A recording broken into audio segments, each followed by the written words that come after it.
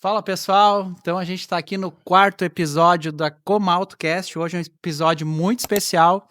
Eu sou o Thiago Rambo, estou aqui com o William Souza e hoje a gente tem a alegria de receber um convidado para lá de especial, Mano Pelkin. Daqui a pouco a gente fala um pouco mais sobre ele. Antes de começar, relembrando o nosso agradecimento a todos os nossos parceiros que tornam esse projeto possível: Grupo Comalto, Moto Mecânica Santa Luzia, Posto Comalto, Moto Mecânica Locadora, e a gente está presente em diversas cidades. O Mano, ele é um montenegrino que saiu para construir uma carreira internacional no futebol, passou por diferentes países, culturas, grandes desafios, até chegar ao comando de clubes e seleções fora do Brasil. Hoje a gente vai conhecer não só o treinador, mas um pouco da história, as memórias, os carros, as curiosidades e a caminhada de vida por trás dessa trajetória. Mano, seja muito bem-vindo e muito obrigado por ter aceito, então, o nosso convite aí. Muito obrigado, eu que agradeço. Sempre gosto de comparecer nesse tipo de podcast ou de conversas. É sempre legal dividir um pouquinho. É sempre bom estar em casa, como eu sempre digo, muito bom. É a parte do ano que eu mais me consigo relaxar, como eu digo, e, claro, matar a saudade dos amigos, da família. Então, pô, é sempre muito bom estar em Montenegro. Sempre gostei daqui. É onde eu quero voltar quando me aposentar, então. Tá em casa. Mano, então pra começar, nós queremos te dar um presente, então. Opa, Convidado de honra. muito obrigado. Posso abrir, né? Claro, Pode claro. abrir, pode abrir. Um alemão, como sempre, tem gostado de um Volkswagen, Aí, né, mano? olha. Nós estávamos mesmo conversando agora, né? Porra, legal. Muito obrigado. Muito obrigado. GTI. Como alemão, como tu disse, pô, né? Eu morei também muito tempo na Alemanha. Foram 7 anos, né? Meus filhos ainda moram na Alemanha, estudam na Alemanha. Então, carros na Alemanha, como sabemos, quase todos que eu conheci eram fabricados na Alemanha, né? Eu não tive o privilégio de ir pra lá ainda, né, mas como tu já morou lá, já deve ter andado naquelas alto vão, não? Sim, sim. Por isso é. E digo também era uma coisa, um prazer, assim, na. Comentei esses tempos agora, muitas vezes, quando eu vou visitar meus filhos, é Natal ou, pronto, é uma férias de verão. E como eu chego só por aquele 1 semana, 2 semanas, aquela de chegar em Frankfurt, porque eles moram, tipo, 3 horas de Frankfurt para o norte, né, Uhum. perto de Bielefeld, da cidade onde eu morei também. Então, aquilo ali de chegar no aeroporto, escolher um carro só para ir dali até lá, meu. Pegar aquelas autobahns com 7 pistas, também era uma sensação legal, sabe. Adorava parar nos postos, matar a saudade da comida alemã, que eu sempre gostei muito também, né. Mas essa viagem de carro, deu claro, tu podia também pegar o trem, obviamente os trens lá também são muito usados, mas eu sempre gostei de pegar um carro no aeroporto e ir até eles, porque daí tu entrega lá. Eu ficava às vezes 1 semana, às vezes 2 semanas, às vezes 5 dias, e depois a volta igual, né. Sim. Que aí tu entrega de volta no aeroporto. E carros que tu pegava alemã, Sim, BMW, pegava depende, às vezes Mercedes. tinha, mas às vezes se era verão, pegava às vezes uns abertinhos, que o Ah, alemão pegava adora, conversível. Ah, bacana, né. bacana. Então, era uma parte bem legal e como eu falei, a estrada, o carro em si também, né, a estrada principalmente, né, Sim, deve ser um tapete. super segura. Me lembro, até tem uma história legal, quando eu fui morar lá o primeiro ano, eu me lembro que eu estava em Frankfurt na casa de um primo meu, parentes inclusive, né, e ele falou: "Ah, tem um aniversário da minha irmã lá em Hamburgo.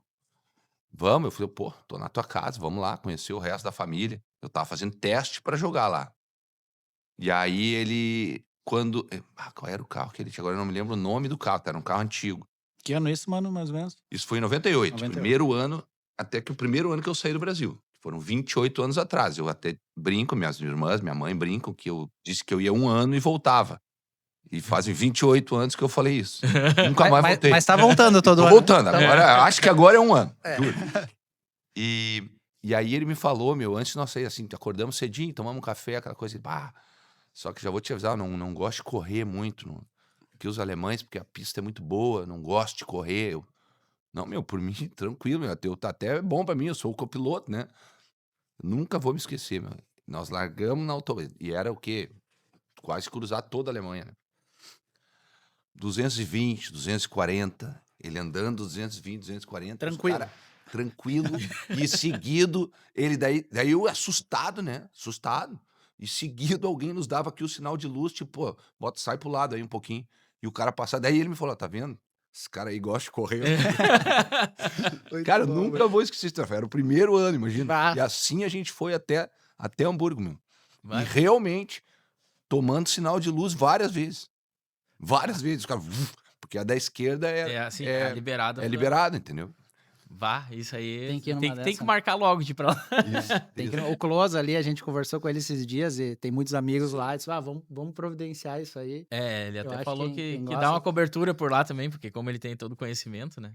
Temos que ir. Mas, ô, Isso. mano, então 28 anos que tu já tá aí no mundo, digamos Isso, assim, né? isso E mesmo. aí, mas um pouquinho antes disso, a tua infância em Montenegro, em que bairro te criou? Como é que desenrolou? Começou a jogar bola? Onde é que se viu esse É, talento pra... Até aqui, por estar aqui na Comalta, a gente comentou também antes do Joãozinho, do Joel, do pessoal do futebol aqui. Meu pai era muito envolvido com futebol, né? Então nós jogávamos, todos nós, no Montenegro, jogávamos as categorias de base, juvenil, júnior. Não existia um time profissional aqui, nem existia aquele amador forte que tinha no passado, né? Nós éramos hoje que nem o Fera aqui, né? Jogávamos ali contra Grêmio, contra Inter, Pelotas, Caxias, Juventude, mas somente a categoria de base, né? Então eu sempre morei na mesma casa, onde hoje minha mãe ainda mora e eu agora moro do lado, quer dizer, moro. Compramos ali um apartamento para quando eu voltar. Minha irmã mora quase na frente, que é ali bem pertinho do Campo Montenegro, hoje do lado onde é o novo Momba, né? Uhum. Então, toda a minha infância ali, na frente do campo, né? Você ia caminhando, jogava bola todos os dias, praticamente. Meu pai depois era o presidente do Montenegro.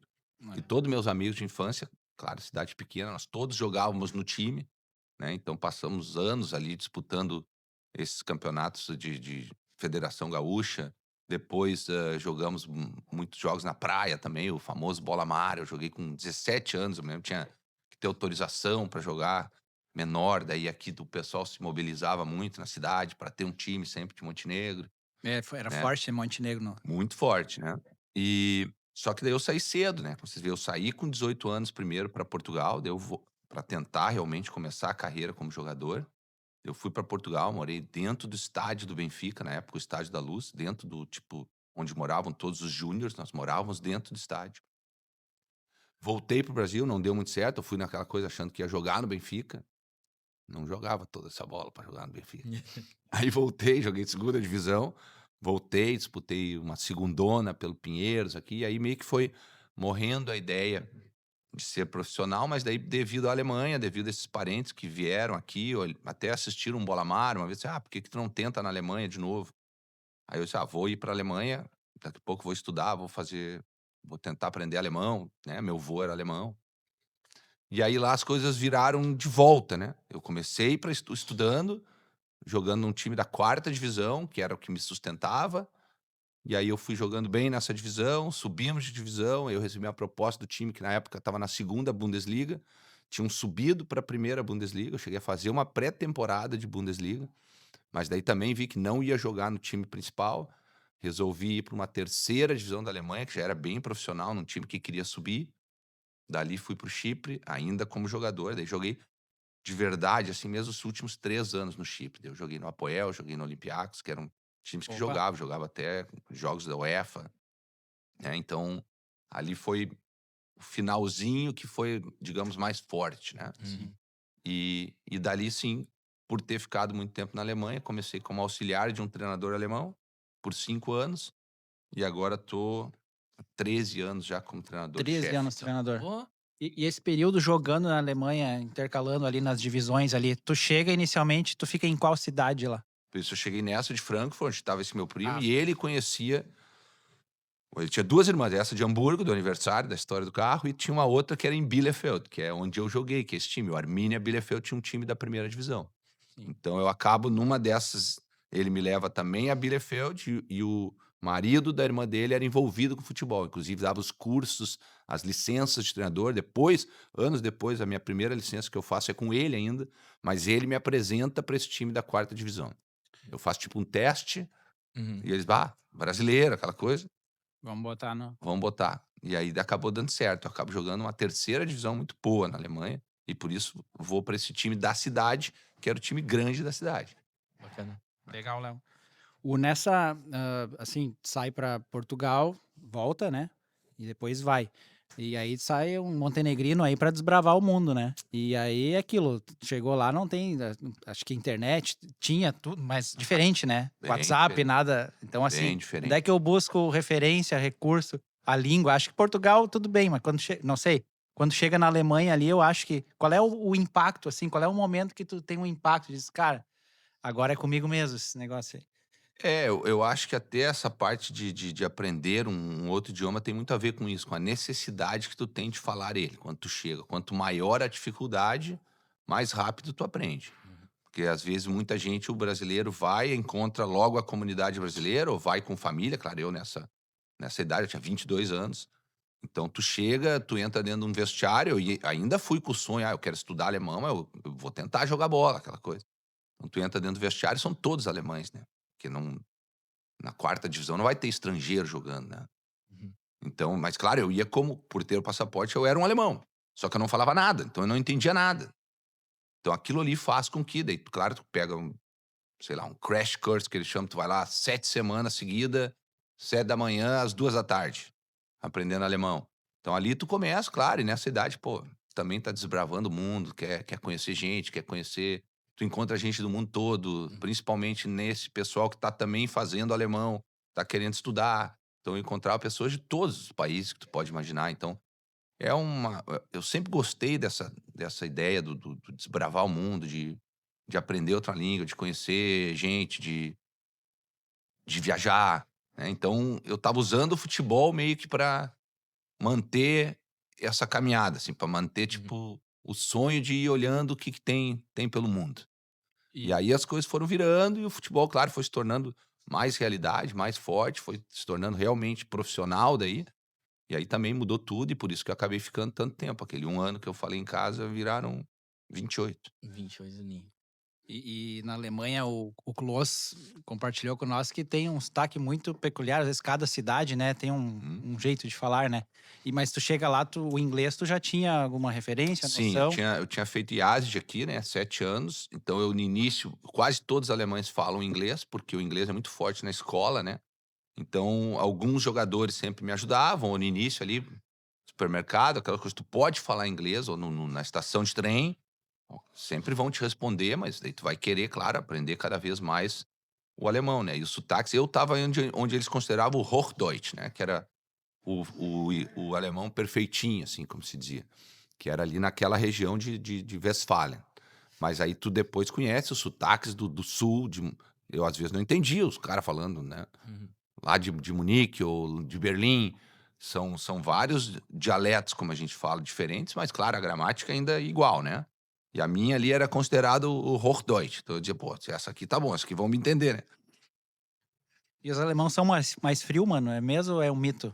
Como é que é? Como é que tu Ah, meu, te conecta eu lá? gosto muito da Alemanha, tá claro, devido à conexão que eu tenho ainda todos os anos com meus filhos.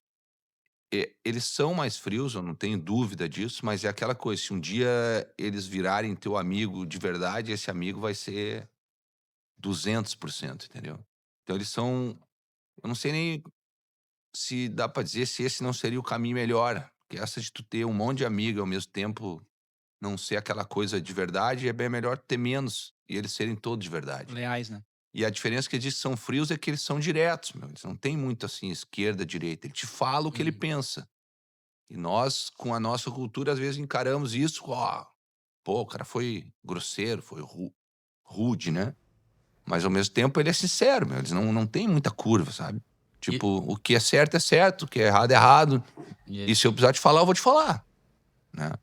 que esse é o certo, né? Ser Esse é o direto, certo, né? mas Ser direto. não é muito a nossa cultura, né? A gente tenta evitar esse, E eu, não digo mano, nenhum conflito, mas a gente tem o nosso jeitinho de tentar sempre agradar todo mundo, querer ser amigo de todo mundo. E com o tempo, eu acho até a Alemanha me ajudou muito. Tu aprende que não é bem assim, né? Tu não tem que agradar todo mundo. Tu sim. tem que ser correto, óbvio, correto, ser uma pessoa do bem, papá, mas tu não precisa agradar todo mundo. E lá existe que nem aqui, por exemplo, a gente faz assim, toda semana tu marca um churrasco com os amigos pra se encontrar em algum lugar. Isso existe lá ou não existe? Muito difícil. Isso é uma coisa que eu senti muita falta todos os anos, em todos os países que eu passei. Por quê? Porque nenhum dos países que eu vivi em 8 países diferentes, tirando o Brasil, né?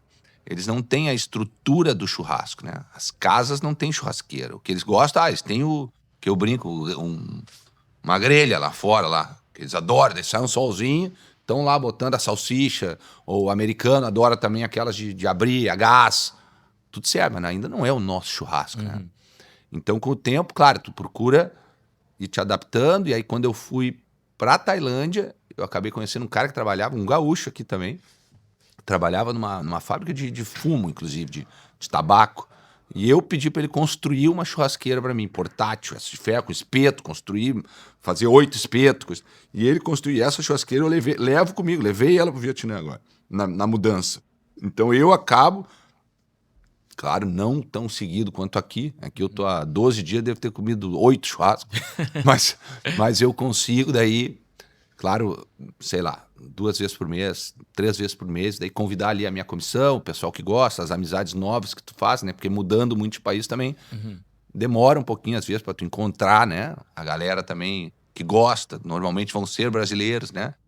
Eu quando mostro daí, por exemplo, meu presidente do meu clube foi uma vez fazer um churrasco, então o Marcelinho me ajudou, né? Porque vinha mais gente. O cara ficou, tipo, encantado. O meu time agora, a gente fez um churrasco numa praia. Levei a churrasqueira também. Levei os espetos, coisa que não tem essa estrutura, né, de churrasco nos outros países. Então é uma coisa que eu sempre senti muita falta. O nosso churrasco tradicional mesmo. Né? Esse tu não tem como encontrar lá, porque ninguém tá preparado para ele, né? E eles gostam do brasileiro daí, né, mano? Por causa dessa Gosto, dinâmica. é o que eu digo, assim. nós somos um povo também bem que se adapta muito, muito fácil, né? Até por saber que às vezes tu tem um pouco mais de dificuldade no país, então tu tá indo para fora para tentar ganhar a vida, como eu digo, tentar ter uma situação melhor. Então nós temos essa pegada assim, dizer, ó, eu quero fazer funcionar aqui, para isso eu preciso me dar bem, preciso entender as pessoas e nós temos essa parte realmente mais de calor humano, como eu né? digo, de ser querido, de ser prestativo, de ser amigo, de topar qualquer parada, de vamos jogar, vamos lá, vamos para. Entendeu? Então, eu acho que isso aí facilita o brasileiro a se adaptar muito rápido em qualquer tipo de lugar que a gente vai, né? Então, ali na Europa, acho que, obviamente, por todos os desafios, o humano amadurece muito ali naquele período. São quantos anos ali, quantos países ali, até tu dar o próximo ir pro... Isso, antes de eu ir para a Ásia, eu fico, então, 7 anos na Alemanha, nesse primeiro período, como jogador. E aí vou para o Chipre, que ainda era, né, considerado. E depois vou para o Azerbaijão, do Chipre. Não, desculpa, do Chipre eu vou para os Emirados Árabes, que já é, né, na Ásia, mas no Golfo. E dos Emirados Árabes eu vou para o Azerbaijão. Então ali seriam mais ou menos 11 anos ao todo. Aí eu vou para a África do Sul do Azerbaijão. E aí sim, da África do Sul eu vou para a Tailândia. Aí a Tailândia foi o maior tempo, fiquei 10 anos morando 10 anos na Tailândia. E agora estou há 2 no Vietnã. 10 Então agora eu já tenho mais tempo de Ásia do que de Europa, né? Olha só. Com 1 ano de África. 1 ano de África. E como tu chega na Tailândia? Por isso, eu já estava... Quando eu termino a minha carreira como jogador no Chipre, eu assumo como auxiliar de um treinador alemão. Tá. Nos Emirados Árabes. A gente fica 2 anos nos Emirados Árabes, vamos 1 ano para o Azerbaijão, vou 1 ano para a África do Sul, tudo como auxiliar ainda, de um alemão. E esse alemão assume a seleção da Tailândia. Eu vou como auxiliar da seleção da Tailândia e 8 anos depois eu assumo a seleção da Tailândia como treinador-chefe. Olha que legal. E até teve alguns jogadores que eram os mesmos ainda de 8 anos atrás, que eram moleques, Sim. que estavam sendo lançados, e 8 anos depois eu passei a ser o treinador deles, né? Claro, fiquei esses 8 anos em clubes, e aí peguei a seleção, que é onde eu comecei na Tailândia. A Tailândia deve ser muito, muito legal também, assim, mas uma coisa que me chama a atenção bastante lá é como é que é os carros lá, tipo, tem bastante aqueles tuk-tuk, essas coisinhas, não... Por isso, ali é muito turístico, né? Então, essa parte... E o trânsito é muito caótico, um dos piores. Aqueles de tu parar 10 minutos num sinal vermelho, e tu vai pegar ele 5 vezes. Entendeu? Então, eles têm muita moto, porque faz tu te locomover mais rápido. Carros bons, que eu digo carros bons, menos, porque eles se tornam mais caros, né? Então, claro, tem também uma diferença de classe grande. Então, o pessoal que tem um poder aquisitivo maior, aí sim, esses estão com as Mercedes, principalmente, que amo, com um Porsche, que seja, né, os chefes que eu tive, por exemplo. Mas assim, no dia a dia ali, é muito da Ásia daí, né? Ali Toyota, os táxis, por exemplo, são todos, daí tem Hyundai, tem que é mais pro lado deles, que é mais perto, né? E provavelmente também com um custo um pouco mais baixo. E muitos carros assim, tipo, batidos e coisa, porque que eu me Carro lembro mais uma vez velho, um pouco, é, isso aí que eu digo, não é bem diferente daí da Europa, Outra até coisa. diferente de nós. Outra coisa, é mais selva, como eu digo, né? sim. E que eu digo, porque o trânsito é muito, muito, Sim. muito ruim. E nesse universo todo aí de 8 países, culturas, tem alguma coisa assim, alguma história que impacta de ser muito diferente assim do Brasil, assim, que tu te lembre, assim? Eu tenho, claro, 28 anos, provavelmente muita história, muito momento que eu lembro que pode ter sido diferente, mas eu digo, coisas que eu acho legal, muito legal que eu achei foram as diferenças de culturas mesmo. Até eu usei isso quando eu fiz a minha licença PRO, que se chama, né, de treinador, tu tem que defender uma tese, alguma coisa. Eu falei, a diferença das culturas até no mundo do futebol, não só na minha vida, né, que é tipo nos Emirados Árabes, quando período de Ramadã, que tu vai treinar às 10 da noite, que os caras têm que estar em repouso durante todo o dia, né? Então, quando o sol sai, eles comem 2 quilos de comida, e aí tu tem que esperar até começar a treinar.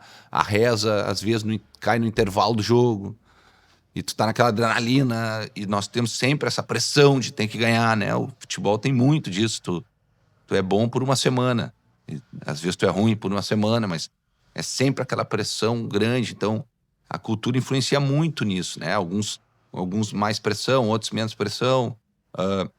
A parte da culinária sempre me interessou muito. Muita história, assim, da pimenta, por exemplo, da Tailândia, de tu achar que, pô, quanto de pimenta? Não, um pouquinho. Aquele pouquinho tu não consegue. Sai lágrima do olho. E o muito era o quê? Calma, tu vai entender com o tempo. E aí passa alguns anos, tu já não consegue mais comer a comida sem aquela pimenta. Tu vê. Sim. Sabe? Então, tem várias histórias, né? Várias histórias de diferentes. Mas eu acho que, como eu falei, espero que mais 1 ou 2 anos eu possa voltar para casa. E tu, acho que a saudade de casa, a gente tem aí, o Marcelinho hoje ele compõe tua equipe no caso, né? Isso. E aí a gente conversa muito sobre o desafio, né, que é a distância de casa. Ele tá vivendo isso há menos tempo e tu, de certa forma, às vezes parece que já se acostumou, mas é uma coisa que eu não sei se chega a acostumar, né, esse carinho, essa vontade de voltar. Mas tu falou algo ali sobre resultado, né? E o treinador de futebol, eu não sei se nos outros países ou nessas épocas é como o Brasil, porque é uma pressão violenta, né? Por resultado, né? Não, sem dúvida. E lá na Tailândia tu te vê também, né? Pra ficar tanto tempo ali na comissão técnica, treinador, e que títulos vocês conseguem lá ganhar? Como é que é isso, assim? Como é que eu posso dizer? A pressão também ela aumenta conforme a expectativa do time. Quanto melhor o time que tu treinar, maior a pressão que tu sofre, né? E isso, de novo, igual em todos os lugares. Porque se tu treinar o Flamengo, o Palmeiras, tu é obrigado a ganhar. Se não ganhar, tu vai cair rápido, né? E lá a mesma coisa. Mas então, o que aconteceu? No decorrer dos últimos anos, principalmente com a visibilidade que eu tive na seleção da Tailândia, aquilo ali me ajudou muito na minha carreira, porque daí quando tu treina a seleção, envolve o país inteiro. E a gente acaba ganhando os dois ganháveis, como se diz. A gente não classifica para um Mundial, coisa, mas era tipo uma Copa América, para você entender. Quando jogou o Sudeste da Ásia, 10 países. Ali a Tailândia, o Vietnã, Indonésia, Singapura, são os grandes. Malásia. E ali nós jogamos 2 nesses 2 anos que eu tive, teve 2, porque ela é jogada de 2 em 2 anos. E nós ganhamos as 2. Então eu vou parar no Vietnã, provavelmente por causa disso. Até porque o Vietnã era o maior rival da Tailândia. E nas 2 a gente elimina o Vietnã. Uma na semifinal e uma na final. Então aquilo ali deixou o meu nome nesta região muito forte. Então eu acabo recebendo uma proposta de um clube muito grande no Vietnã. Então a pressão, falando de pressão, altíssima também. Por quê? Porque eu tenho vários jogadores da seleção do Vietnã e tenho também um poder aquisitivo, digamos, para poder contratar bem. Sim. Então nós somos sempre, quando arranca o campeonato, pelo menos um dos favoritos. Hoje existem lá 4 clubes grandes. E nesses 2 anos a gente, pronto, com bastante trabalho, bastante sorte, tudo. Acabou que a gente ganhamos os 3 campeonatos que existem domésticos, como se fala. A gente foi campeão da Copa, fomos campeão do campeonato e fomos campeão da Supercopa em 2 anos. E com isso, por sermos campeões nesses 2 anos, classificamos para as Copas internacionais, como se fala. Então a gente joga a Champions League da Ásia e joga uma Shopee Cup, que daí volta a ser de novo só os 10 países do sudeste da Ásia. Mas com isso tu promove o nome do clube, né? Tu acaba viajando muito, tu acaba viajando em todo o redor ali. A gente teve jogos na Austrália, na China, todos os países envolvidos da Ásia. E o ano que vem, agora, semana que vem, a gente já volta para a pré-temporada. Também, de novo, por sermos campeões da Liga, estamos classificados para essas competições. Então, a pressão ficou grande, mas a gente conseguiu segurar e conseguiu entregar o resultado que todo mundo esperava. Então, está sendo, obviamente, uma passagem, até agora, esportivamente falando, fantástica, né? Muito legal. A gente tem acompanhado aí pelas redes sociais, aí com o Marcelinho, né? Tem compartilhado esses títulos. E isso começa a dar um corpo e daqui a pouco não vem um convite da seleção do país? Até é ruim falar porque tem um treinador lá, né? Mas sempre foi, na minha ideia, um sonho, né? Não digo um sonho, parecia ser uma coisa que eu achava que daria para conquistar. Devido a ter jogado contra eles bem, conhecer os jogadores. Como eu digo, hoje, 7 jogadores da seleção são do meu time. Olha só. Né? Então, isso ajuda, tu já ter conhecido eles melhor, ter conhecido eles no dia a dia, não só ter jogado contra. Mas a seleção deles está muito bem, tem um treinador sul-coreano que também daí, quando eu já estou no clube, vem de novo essa mesma competição que eu ganhei com a Tailândia e o Vietnã ganha com esse sul-coreano, ganha da Tailândia. Na terceira edição, digamos, depois de eu chegar. Então, ele tá vivendo no Vietnã o que eu estava vivendo na Tailândia, né? E agora eles têm essa competição de novo, é agora, depois, durante a Copa agora. Então, é uma coisa que a gente pensa, uma coisa que poderia acontecer, seria muito legal, seria também a única chance de eu ficar um pouco mais fora, porque senão eu já queria, no final desse contrato, queria voltar pro Brasil em definitivo. Entendi. E hoje teu time lá, quantas nacionalidades diferentes tu administra, assim, sabe? Por isso, se for somente na Liga do Vietnã, tu só pode jogar com 3 estrangeiros. Agora mudou para 4 esse ano. 4 estrangeiros. Tu pode contratar eles de onde tu quiser, de qualquer lugar do mundo. No nosso caso, por jogarmos a Champions League e essa Shopee Cup, nós poderíamos contratar quantos nós quiséssemos. Porque na Champions League eu poderia jogar com 11 estrangeiros. Não tem limite. Mas como eu tenho muito jogador local bom, se eu contratar muito estrangeiro, começa a criar uma dificuldade grande pra gerir. Porque aí, como é que tu vai gerir quando chegar o jogo da Liga?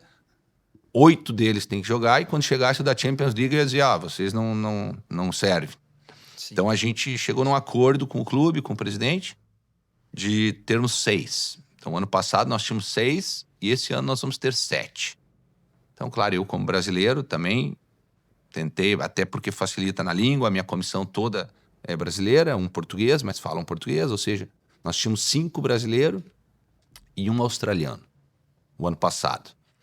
E agora a gente fez uma mudança para o ano que vem, vamos manter só 2 brasileiros e já contratamos 4 jogadores, mas nenhum brasileiro, né? Mantivemos 2 brasileiros e o australiano e e já contratamos um espanhol, um colombiano, um belga e um iraquiano que está na Copa, por sinal.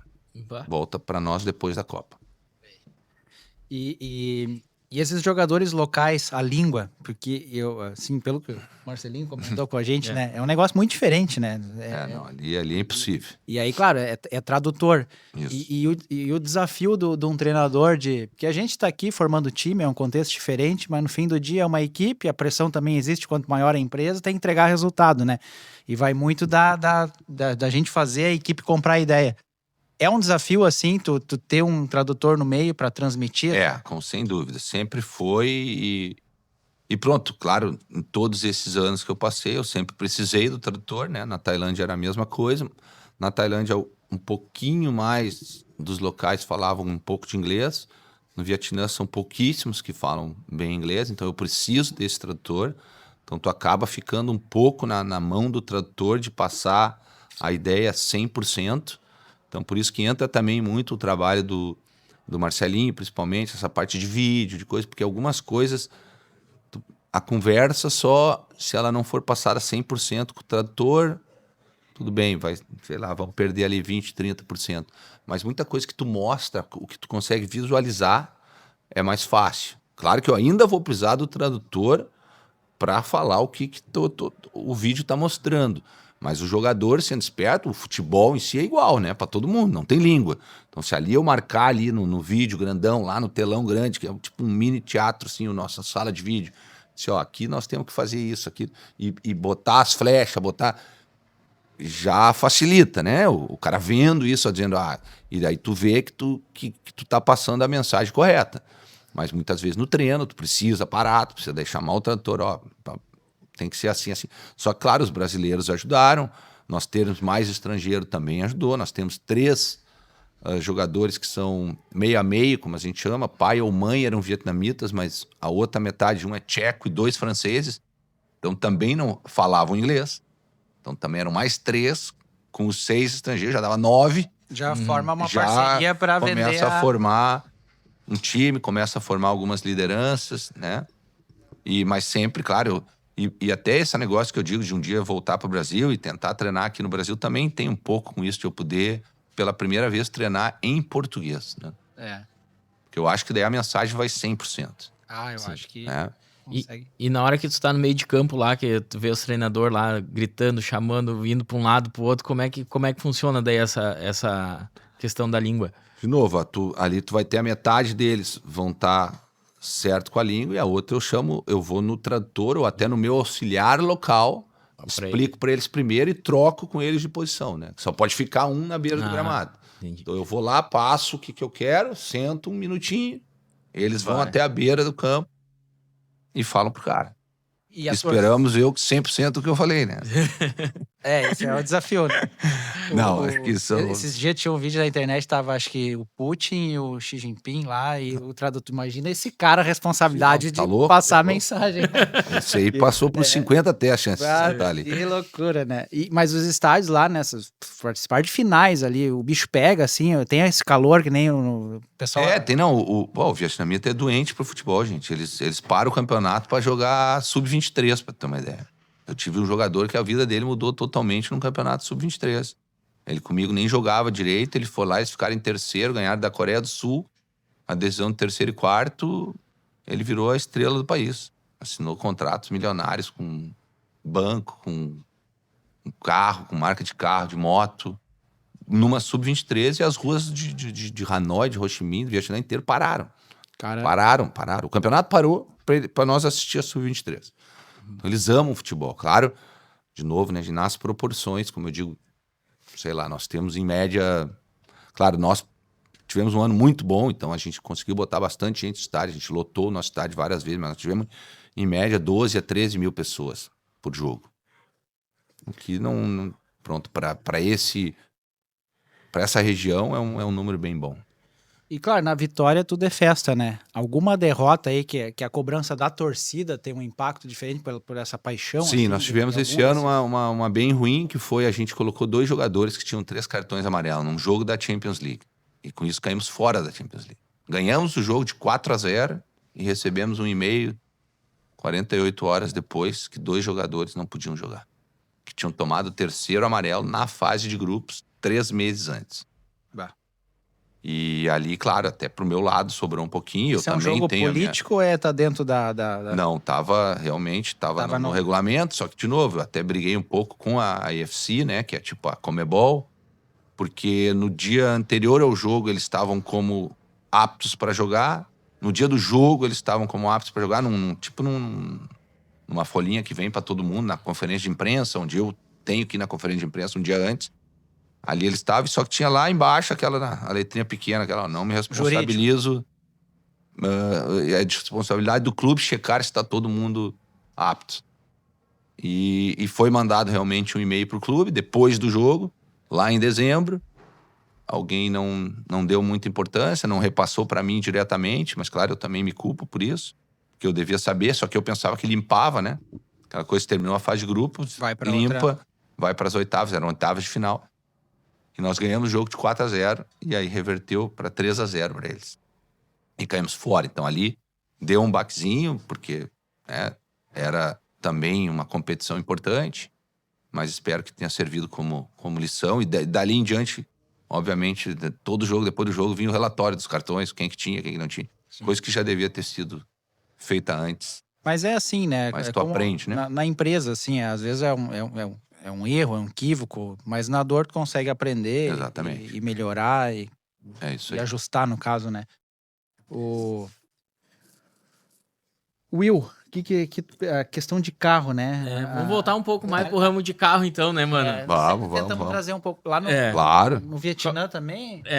E que carro tu tem hoje lá? Por isso, até quando, né, eu me lembro quando tu me perguntou antes, né, William, tu gosta de carro? Na minha profissão, como eu digo, nos últimos 20 anos que seja, quando tu negocia o contrato, tanto o jogador como o treinador, uma das coisas que tu pede é, eu quero um carro, né? Então, mas não é uma coisa de eu vou lá na concessionária agora e vou escolher o carro. Não, o clube tem o carro.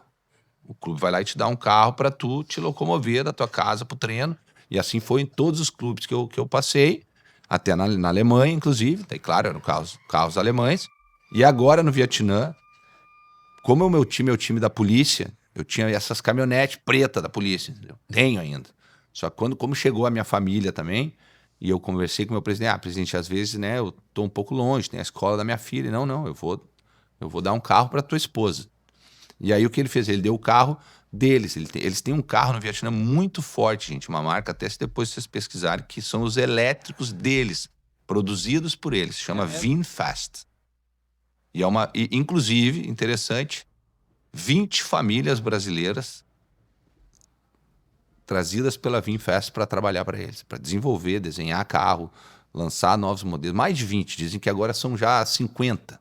Mas começou com os brasileiros muito forte trabalhando para essa VinFast. Até o bairro onde eu morava era o quartel-general da VinFast. Então a minha esposa conheceu muita gente trabalhando nesse ramo dos carros e ela recebeu daí do meu presidente um V6, como falei, são tudo V1, V2, tem bem pequenininho, todos elétricos, e a estrutura da cidade, então, do país, para carro elétrico, inacreditável. No meu CT eu tenho 10 carregadores. Dentro do condomínio eu tenho 20 carregadores. Na escola da Júlia eu tenho 10 carregadores. Onde tu vai, no restaurante tem um carregador.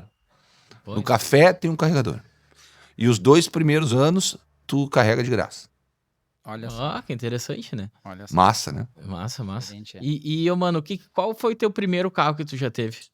Meu primeiro carro foi um Corsa. Corsa? Um Corsa, meu.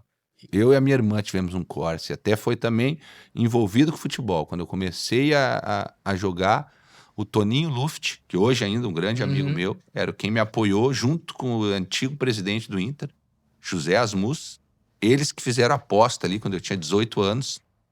E eles que me bancavam ali, aquela coisa do Júnior, eles me davam um dinheirinho para... Não, vai dar certo, mas eles que me levaram para Portugal. Na época, o Toninho era dono da Sinosserra. Era Sinosserra ainda? Era Rosalto. Né? E daí, então, lá na esquina, lá perto do posto, ele tinha o posto também do lado. Então, eu tive um Corsa e a minha irmã teve um Corsa. Esse foi meu primeiro carro. Mas a minha mãe e meu avô, me lembro que era quando eu comecei a aprender a dirigir, era o famoso Voyage. Minha mãe teve 4 Voyage, eu acho, 3 Voyage. Meu avô, de 3 em 3 anos, trocava de carro e dava o Voyage para minha mãe. Ele pegava um Voyage novo. Eu passava 3 anos, ele comprava o Voyage, dava o Voyage para minha mãe. Então, foi os primeiros carros que eu dirigi, era um Voyage. E teve um carro, assim, que mais te marcou na vida, assim? Cara, eu tive uma vez claro, aquela coisa de moleque, né? Daí meus pais compraram, meu pai comprou uma Santana Quantum. Esse carro era o carro que era quando eu comecei a sair de carro, né? Era o carro que dizia, que massa esse carro. Tinha fita cassete ainda, aquela coisa. Foi um carro que... Mas, de novo, assim, carro de impressão mesmo, que eu dirigi só pelas vivências depois, foi sem dúvida, claro, o Porsche e a Ferrari, que eu só dirigi de alguém, né? Isso na Alemanha até era um cara, era o Ailton, não sei se vocês vão lembrar, meu, Ailton Queixada. Tinha um queixo, ele jogou aqui, eu não me lembro, mas acho que no Guarani, mas lá ele ficou muito famoso na Alemanha, ele jogou no Werder Bremen, foi campeão com o Werder Bremen, e ele ia fazer uma propaganda pro Porsche. E eu fui como tradutor do Ailton na época, eu estudava, tinha nada a ver, assim. Claro, jogava naquela quarta divisão e às vezes eu fazia uns bicos de tradutor de português para alemão. E um dia me chamaram, ó, tem um jogador de futebol aí que não fala, ele tá fazendo um teste na pista da Porsche. Vai lá, ele ganhava, sei lá, 20 euros por hora para fazer a tradução. Ganhava o trem, a passagem de trem, o tempo que precisava de ele ficar lá, voltava e apresentava a notinha e recebia e eu me lembro desse... Porque daí eu dei uma voltinha também, né? Ele brincando comigo, coisa e tal. E ele fez o teste do Porsche. Mas Aí, tu deu uma volta na pista? Na ou pista. Na pista. Na pista. Daí é legal, Na pista. Muito massa. né? O cara que tiver a experiência de poder andar um dia numa pista Claro, muito interessante. Todo cagado, né? Mas de acelerar de verdade, mas foi legal. E uma vez em Dubai, um brasileiro, até tinha jogado no Inter, agora eu não me lembro o nome dele. Ele tinha uma Ferrari também, disse, dá uma volta aí, alemão, não sei o que, brincou. Mas daí dei só uma voltinha. Esses foram os carros que me impressionaram de assim, dirigir mesmo, né? De pegar na mão. Sim. E o meu filho gosta muito de carros, mas eu nunca fui aquele cara que dizia, eu tenho um sonho de ter uma máquina, né? Então, sempre tive, claro, carros normais, como eu digo. Legal.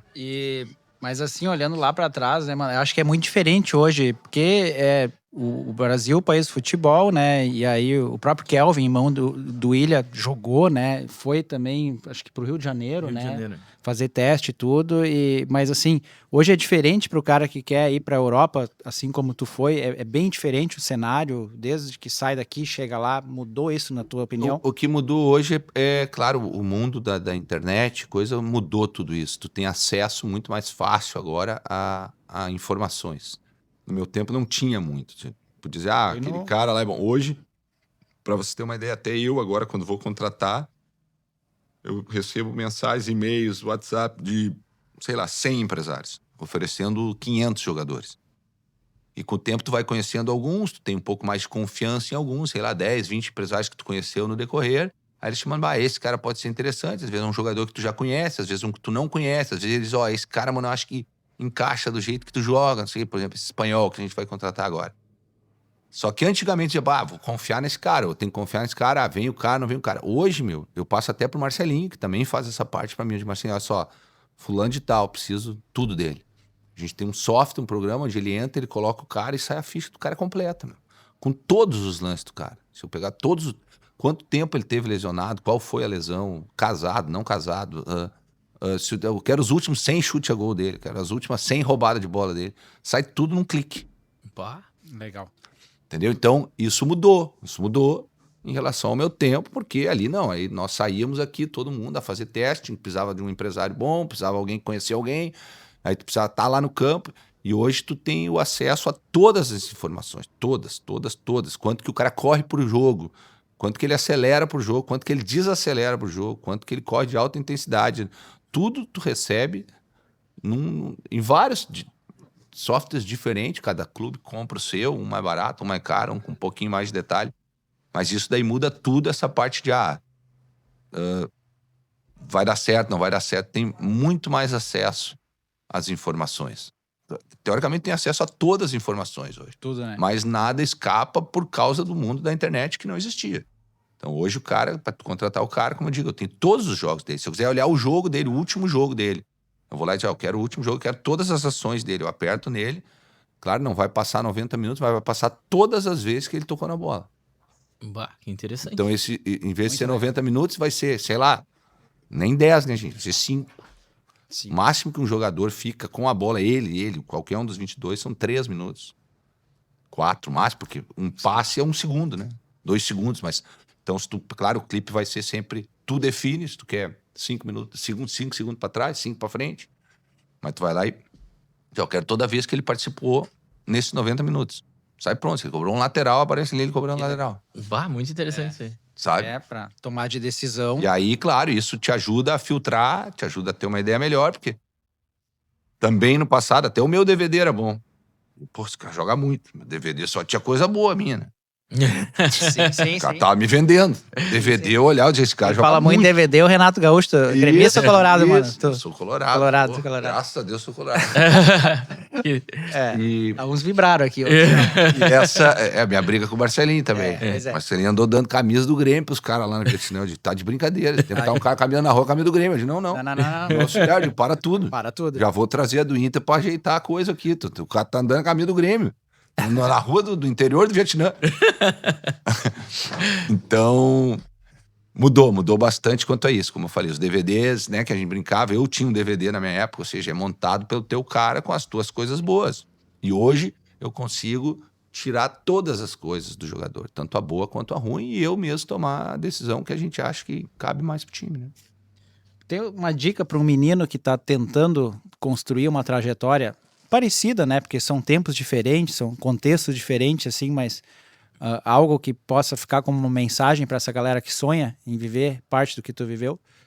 O que eu sempre peço, eu digo, é muita entrega, né? Que eu digo, é saber que tu vai ter que abrir mão, principalmente quando tu é muito novo, tu vai ter uma escolha, se tu quer realmente de verdade e não for aquela coisa fora da curva, do talento fora da curva, que também existe, é trabalho, é muito trabalho e saber que tu vai ter que abrir mão. Principalmente ali 13, 14, 15, onde tu tá numa outra fase da vida, outra fase na escola. Tu tem que te dedicar mesmo, encontrar, claro, um clube, um treinador ou uma escolinha que apoie, que treine direitinho, coisa, e ali tu tem que dizer, ó, eu vou abrir mão, eu vou começar a me alimentar melhor, eu vou dormir melhor, eu vou daqui um pouco abrir mão daquela festinha aqui, aquela festinha ali, porque é ali naqueles anos que a coisa vai acontecer, depois não vai mais acontecer. Sim. O futebol é muito cedo para Isso, né? entendeu? E não é fácil porque tu não tá maduro ainda, não tá pronto para isso, tem que ter uma estrutura familiar boa, nem sempre é o caso, no nosso Brasil, né? Mas é isso, é acreditar e é trabalhar muito forte, porque nada vem de graça, gente, e nada é fácil. Às vezes parece fácil, mas não é fácil. Depois que tem já digamos que uma história validada, foi óbvio, né, tomar esse caminho. Não, Exato. nunca é óbvio, né? Tu tá ali. Nunca é óbvio. E tudo é muito mais difícil do que parece ser. Mas aí, obviamente, nesses anos todos, algum momento balança assim de, cara, vou abandonar esse negócio tudo aqui. Já aconteceram várias vezes, mas como eu digo, sempre, para mim, eu sempre fui muito consciente nesse ponto. Eu sempre achei que o futebol era o meio, além de ser uma paixão grande, mas era o meio que eu encontrei de fazer minha vida. Sim. Sabia que em algumas coisas ali eu era bom, principalmente nessa parte de gerenciamento de pessoas, que conta muito hoje na minha profissão. Onde que tu vê essa habilidade, assim? Em algum time tu é capitão? Eu acho que, eu vou dizer, tu já vê isso até na escola, né? Um pouquinho essa parte de liderança, tu vê até na escola, assim. Eu fui representante de turma todos os anos na minha escola. Aí eu fui pra Alemanha, eu fui capitão quando eu mal falava alemão. Fui pro Chipre, eu fui capitão. Então tu vê, e eu hoje vejo isso nos meus jogadores. Eu quase sempre digo, ó, esse ou esse ou esse vai seguir a carreira como treinador, porque tu já vê a liderança, o interesse pelo jogo, né? Eu sempre fui um cara muito comunicativo, sempre gostei de conversar, aquela coisa. Então, isso são... Claro, às vezes tu não entende nada de futebol, também não adianta nada, né? Mas hoje o futebol tá muito também tu conseguir gerir pessoas, né? Total. Esse treinador hoje, que eu acompanhei muito, o treinador da Alemanha hoje, Julian Nagelsmann, ele dizia 70%, 30% é tático, 70% é competência social. De lidar não somente com o teu grupo, de lidar com quem manda em ti, de lidar com a imprensa e saber fazer tudo isso andar pro mesmo caminho. E principalmente os jogadores, porque pensam 30 jogadores, 11 jogam. Tu pode mudar a carreira de um cara se tu achar que ele joga mais que o outro. E ele vinha jogando e passa a não jogar mais nenhum jogo. Ou entra 30 minutos, 20 minutos. Entendeu? E o outro que não jogava passa a jogar 90. Tu, como treinador, mudou a vida do cara. Esse que foi trocado não tá gostando muito de ti nesse momento. Né? E como saber levar isso, como saber explicar, como saber que isso não venha contra ti quando for mais de 5 que seja, né? Então eu acho essa parte de tu conseguir manter o grupo sempre focado e junto e unido pelo mesmo ideal, independente de quem joga ou não joga, tem muito mais a ver com a competência social do que com a tua tática ou com o teu treino, né? Porque é a questão de ego, né? O Claro, jogador, ele... Claro. E as redes sociais, eu acho que, de certa forma, atrapalham um pouco a questão atrapalham muito. As redes sociais, para mim, atrapalham muito, não só no futebol. Atrapalham em tudo. Atrapalham na criação dos teus filhos, atrapalham em tudo hoje em dia. Tudo, né? Tudo, os valores viraram ficaram tudo trocado, a música piorou, tudo. Pra mim, eu sou um crítico enorme às redes sociais. Tenho, até porque, de uma certa forma, por estar longe de casa, parece que tu precisa ali saber o que a galera tá fazendo. É o jeito de eu acompanhar, porque eu não tô aqui. Também preciso um pouco no trabalho, queira ou não queira. Hoje em dia tem muita gente que vende, precisa vender isso. Eu até não uso tanto, mas tenho, nem sei se deveria ter. Mas eu digo, eu sou um crítico grande de como isso virou, de como isso se transformou em muita coisa. Claro que a parte boa é essa, tu tem acesso à informação. Sim, como antes tu trouxe Isso. exemplo, a tecnologia, Isso. ela pode sim ser muito vantajosa. Muito. Infelizmente, hoje Sim, ela pra te mim. leva para um universo muito, o algoritmo, né? Tá louco. Tá louco? Eu sei a briga que é com as crianças para sair da tela, com YouTube girando e olhando besteira e como aquilo ali pega as pessoas. Ou de novo, um monte de coisa. Como eu falei, a música, que para mim daí tu consegue vender uma música que para mim não é mais música e do nada vira música. E influências que não faz nada e do nada tem 50 milhões de seguidores Sim. e tu vai perdendo os valores, gente. Isso. Na minha opinião, tá? Sabe? Pra mim ficou muito pior o mundo, mas quem sou eu pra falar alguma coisa, né? Cada um na sua. Tem que te adaptar ao que tu precisa, tentar controlar também os jogadores, né? Mas que pelos resultados, ainda com tudo isso, tem conseguido segurar a turma, né? Na visão do propósito, né? Eu acho que isso é todo desafio de time de futebol, porque o futebol muito é um reflexo da vida, né? Claro, Assim, e tu vê o quanto influencia, né? Eu brinquei ainda, nós estávamos olhando o jogo da Copa esse tempo na minha casa, inacreditável o quanto, quando eu brinco que um Mbappé, um Haaland, um Messi, esse sim merece os 30 milhões que eles ganham, porque olha a influência que eles têm, meu, nas crianças, olha as crianças se jogando no chão, comemorando, que nem eles, comprando o álbum de figurinha, entendeu? É uma influência muito grande que o futebol tem em muita gente, e aí sim, o esporte é bom para todo mundo. Entendeu? Esse espírito de grupo, de saber ganhar, de saber perder. Até ali, tudo certo. Minha crítica é quanto à parte leviana da rede social. Né? Sim. Que é daí a natureza humana o hábito, né, da gente ter bons e maus hábitos, né? Isso. E a rede social traz muito isso. Isso. Mas, mano, aqui pro finalmente aqui, a gente tem um case, a pergunta, carro manual ou automático? Manual, raiz. Raiz Mesmo. Rock and roll também deve ser o som, né? A música, né? É pelo... Reclamou da música atual, esse é a raiz, é rock and roll também, né, cara? Só que, claro, de novo, também me adaptando ao mundo, tu quase não acha mais o manual, né? A gente esse ano teve o privilégio pro show do AC/DC, né? Os caras vieram pro Brasil. Que massa. O William foi ainda como, né? Eu tava com o pé quebrado, fui de muleta. Daí cheguei lá, os caras, não, pode passar aqui comigo. Fiquei de camarote daí, olhando o show. Não, né? com certeza. Só que é o que eu digo, hoje tu já não acha mais muito, né? Não, um carro manual aí numa estrada. Estrada ou cidade, assim, pra dirigir? Estrada. A música ali, organiza as ideias. Falei, Autobahn na Alemanha, 3 horinhas. 220 tomando sinal de luz. Na boa. 220 na boa. E assim, gancho final mesmo, assim, eu fecho sempre com a seguinte analogia. O retrovisor tá aqui, mas ele é pequeno, perto de um monte de coisa aí que eu vejo que o Mano, um cara jovem aí, com todo o gás aí, tem uma puta trajetória, mas acho que tem muita coisa a ser feita. Mas tu olha lá para trás, aquele cara que saiu se aventurando aí mundo afora, aí, sem ter certeza de nada, e com a experiência que tu tem hoje, assim, o que que dica que tu daria para aquele cara para fazer algo diferente ou para auxiliar ele nesse processo? Eu digo sempre, não tenha medo, não tenha medo de descobrir coisas novas, não tenha medo de sair da zona de conforto, principalmente, não tenha medo de mudar quando tu achar que alguma coisa não tá legal, e principalmente de conhecer outras culturas, aprender outras línguas, dar uma olhada no que mais tem no mundo aí, porque tu sempre vai ter o lugar para voltar. A tua casa vai estar ali sempre te esperando. A minha tá aí até 28, há 28 anos me esperando. Né? Então, não tem por que tu achar que esse é um lugar que eu nasci, é onde eu tenho que ficar, é aqui que eu vou, sei lá, ter o meu trabalho, coisa e tal. Às vezes é legal conhecer outros países, outras culturas, outro jeito de pensar, entendeu? Passar um pouco de trabalho, acho importantíssimo passar um pouco de trabalho para tu criar uma casca na vida e Isso é o que eu poderia dizer para todo mundo. Eu viajei praticamente pelo mundo todo, morei em 8 países diferentes e acho que a jornada foi fantástica nesse ponto de aprendizado de vida. Mas, de novo, quero muito voltar para Montenegro mesmo, quero ficar velhinho aqui junto com meus amigos, jogando meu pádel, tentando jogar um futebolzinho ainda, e era isso. Legal, legal. Mano, muito obrigado aí, cara, pela oportunidade aí de estar falando contigo aí, acho que poucos dias atrás, quando tu veio aqui com o Marcelinho, tu é aquele cara que eu nunca tinha conversado, mas sempre ouvia falar, né? Como é que eu vou dizer? É um ídolo aí em Montenegro, né? Pela trajetória.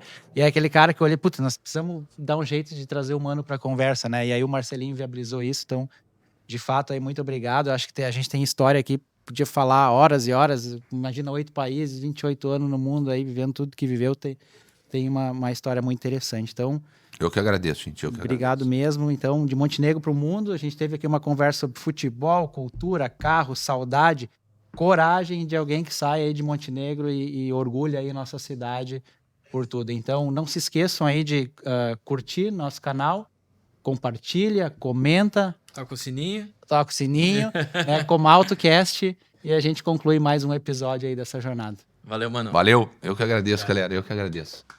Muito bom, muito bom. Show de bola, show de bola.